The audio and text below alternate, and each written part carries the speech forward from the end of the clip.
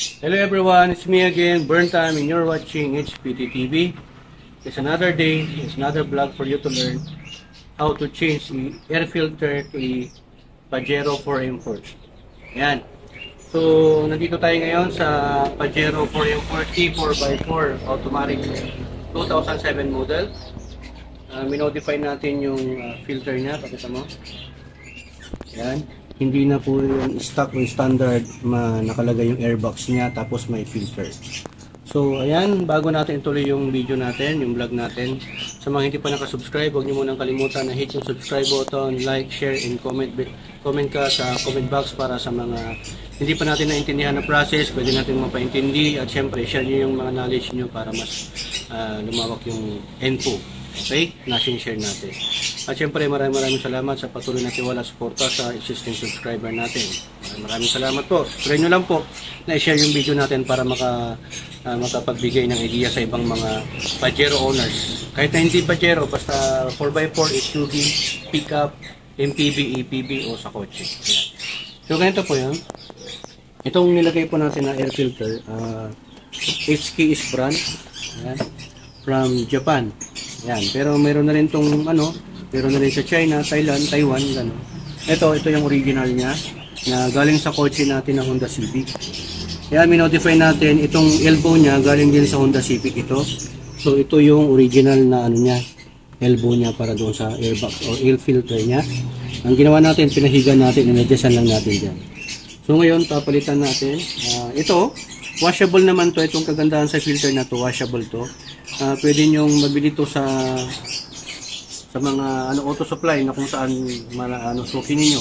Pwede rin sa mga Ace Hardware, Handyman, check nyo lang kung meron silang ganito, or Lazada or Shopee. Okay? So ipapalit ko ito.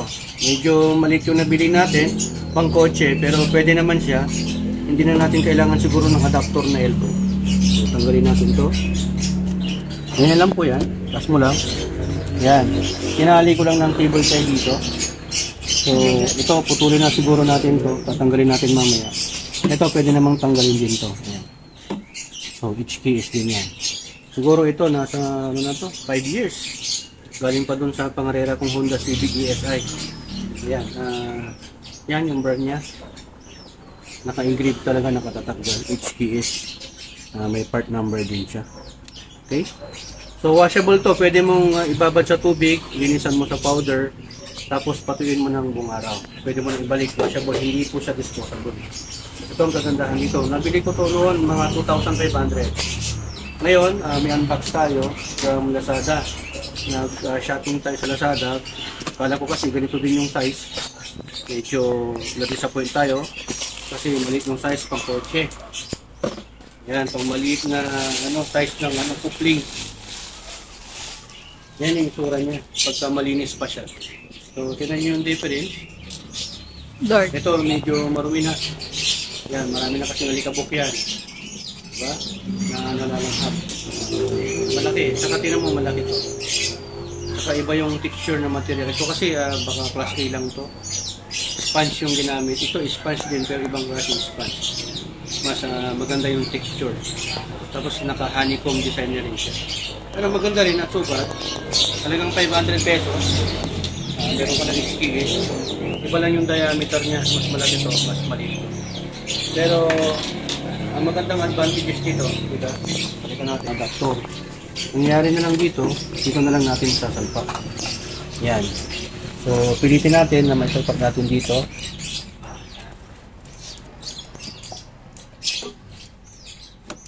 Yan. So, ganyan siya. Ganyan yung itsura niya ngayon, di ba? Mas maganda. Mas kumbaga, mas masinop siya. Mas maganda pa yung space dito pagka gumagawa ka. Ito kasi dati, yung space nito nakaganyan siya. Dito siya nakalagay siyang ganyan nakatali. So yung airflow dito, yung air induction, nalalanghap din niya, okay naman. Maganda kasi yung airflow, malamig, cold air intake. Pero ito, okay na rin naman. Dito lang naman siya. Ito, pwede natin itaas. Dito ilagay dito natin tali. Pwede rin nakagawin. Diba mga kadiba, yung ganda. Sinalpak ko lang ganyan dito, kasyang-kasya. Yan wala nang kailangan na clamp kasi mahigpit na po yan. Pahigop naman yan, hindi naman yan pabuga. Okay? Gagawa tayo ng another video nito pagka mamaya kasi kinecharge ka namin ito. Ginagawa natin yung wiring. Papanda rin natin para malaman niyo yung tunog. Okay? So tanggalin muna namin ito. Standby po muna. So, ayan mga ka-DIY, papaanda rin na po.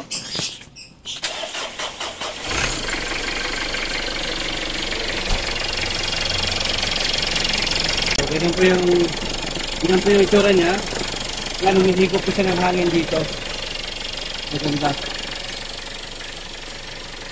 Pwede natin taasan ito mga ka-DIY. Yan, babalan natin dito. Tapos niya.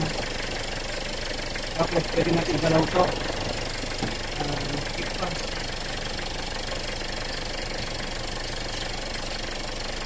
Yan. Yung taas. Yung taas na ganyan. Diba? Tapos masinok pag ganyan, diba? Ihipitan natin ganyan, tapos itatali siguro natin ito dito. Ayan natin, ihipitan. Ayan, tali natin dito, gamit ang cable tie. Pwede rin na hindi. Pwede rin ilapag nyo lang dito, pero mas maganda siguro nakataling ganyan. Para mas masinok mga ka-DIY. Gamit kayo ng cable tie na ganito kakapal. Ayan. Diba? Hindi na yung matatanggal kasi may higpit mo dito. Iayusan natin dito para hindi mag-control. Para hindi mabali ito. Walang pwerte.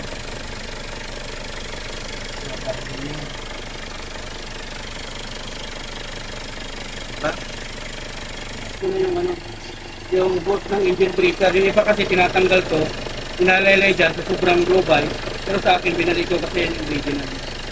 Para purpose nito, para mahigop ng turbo yung exit na hangin doon sa may crankcase. Okay? Okay naman yan. Malamig pa kasi yung malamig pa kasi yung makina kaya makalap. Patayin ko muna. Pitang ko lang po yung sa may clamp ng yung elbow para sa exhaust sa may air cleaner. Ito, mapapansin nyo dito sa gilid. Hindi ko na po siya nilagyan. Dito, para makita nyo. Yan, wala na akong clamp na parang ganito. Hindi ko na ako nilagyan kasi masikip na po yan talaga. Pahigop naman yan, hindi naman po importante yan. Pero much better na lagyan ninyo. Hanapan ko na lang siguro kasi wala siyang ganyan na clamp. So, napaka-cute. Malinis lang tignan mga ka-DIY. Ang naglalagay kasi niyan para sa mga gasolina, pero pwede naman yung gawin kahit sa diesel. Mas maganda to kasi washable to every 3 months o kung nakita mo na marumi na kasi ang filter, ang PMS niya 20,000, palitan mo na 10,000, pwede palitan, pwede linisan 5,000, pwede mo rin linisan kung marumi na. So ito, sa akin pag makita ko marumi na, every 6 months to 1 year, palitan ko nito. Ay, linisan ko na kasi washable to. Hindi na to pinapalitan, not unless na masisira. Washable to kaya sa 500 mo, naka-washable air cleaner ka na or air filter. HK is brand pa. Diba? Kunin ko lang. So, ito yung ano niya, box niya. Ayan.